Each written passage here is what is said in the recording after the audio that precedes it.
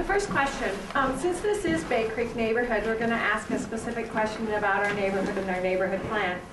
The South Madison Neighborhood Plan, completed in 2005, and the Wingra Build Plan, completed in 2004, identified 3 focus areas for redevelopment in our neighborhood. 1, the triangular area bounded by Wingra, Fish Hatchery, and Park Street. 2, Gilson Street between Olin and Wingra, and the city-owned property behind the VFW on Lakeside and Sale. What are your thoughts on redevelopment strategies for these areas? Should they be targeted for projects? How should new development be balanced with this is a really big question. Actually, let's back it up. I want to know what you know about, or we want to know what you know about the neighborhood plan and build. I'll start with you, Michael. Oh, well, it's, you know, when I looked up this, you sent me an email, kind of, I did some research on it, and it sounds like they might be doing some type of auditorium of some sort to promote local events.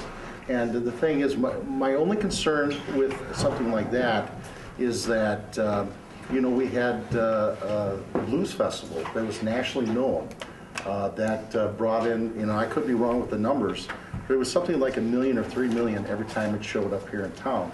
And we also had the X Games, which was right over here at the Alliance Center. And like I said, I could be wrong with the numbers, but every time it happened, it brought in $10 million into the community. And right now, dollars are something that's very important to bring into the community. And you know, I'm willing to support anything as long as the city doesn't try to push away these events. If we're going to invest city dollars, taxpayer dollars, into like an auditorium of some sort, I think it's important that we promote events to be here, not try to scare them away. Because I mean, it's like spending a bunch of money on bike pass, but outlawing bikes. It doesn't make much sense.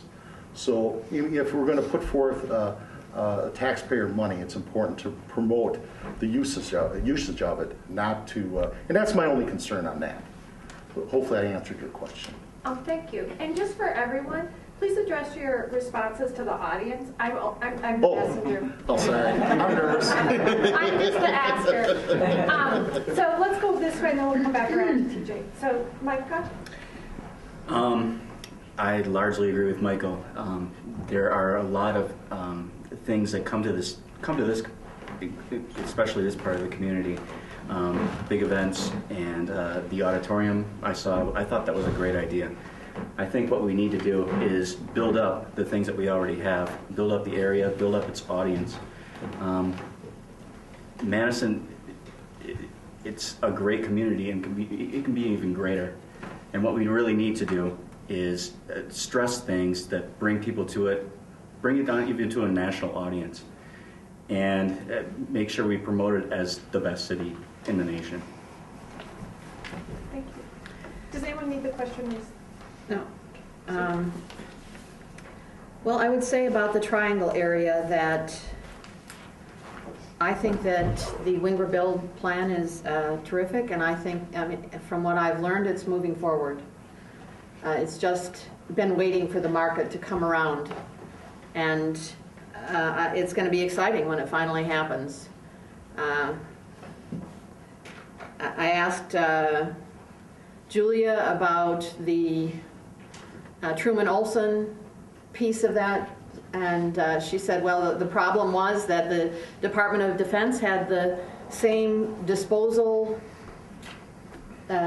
requirements for their property, whether it was a piece of property the size of your backyard or half of the state of Wyoming, and so it made the process very slow.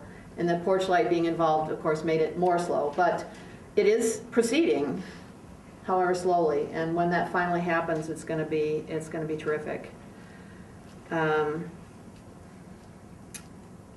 I think, let's see. Yeah. I guess I'll stop with that. Thank you, TJ? You identified 3 areas with the plans. One of the areas happens to be the street I live on, which is kind of interesting. And I actually think that that's the lowest priority, because I think that the industrial areas and the industrial commercial properties on Gilson Street do not detract greatly from the neighborhood. And beyond that, it's one of the things that actually makes it affordable. We couldn't have afforded to buy our house if it wasn't next to a warehouse. As to the other two sites, the Park Street and the triangle there, there's some great things in the Winger Build Plan, both versions 1 and 2. I don't know about it moving forward. It seems rather stalled to me. I mean, version 1 came out in 2004, and the Truman Olson property was more or less settled, I think, 2-3 years ago, and nothing's happened there. And I think that that's a problem with development in this town, that the city tends to be reactive instead of proactive, and that we need to be more assertive in marketing these properties, and we need to be more supportive of the plans. There are parts of that plan I like, large parts of it. The general vision I like. There's some things around the streets I don't like. I don't think Cedar should go all the way through. Matter of fact, that whole Cedar Beld intersection area, there's 2 different versions of it put forth there, and I don't think either of them make sense as far as traffic patterns. One of them cuts off south of the creek, and we really, there's a whole history of urban planning that cuts off areas of poverty and isolates them, and I think that would be a really bad thing to do. And secondly, living on 2 busy streets, I don't think Cedar can support the kind of traffic that if it goes through Park Street, it would happen. Which leaves us to the area by the VFW. In this economic climate, I think that's the size of that development that could happen there is something that the city could do and sustain. I think we have the resources to do that, so that's where I would actually go first. But I do like the Winger Build Plan a lot.